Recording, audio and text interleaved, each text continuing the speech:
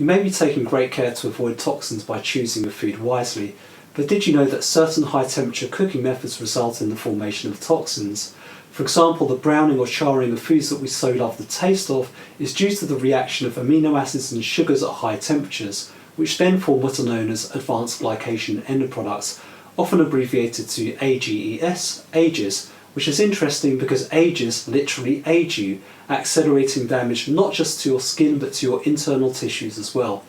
AGES can damage arteries so they lose their elasticity, which can lead to poor control of blood pressure and heart disease. They also play a role in diabetes and its complications, kidney disease, Alzheimer's disease, osteoporosis, osteoarthritis, rheumatoid arthritis and cataracts. Click on the link to find out how to reduce your exposure to toxins in food and water and a trick to protect yourself from another toxin formed in the process of cooking.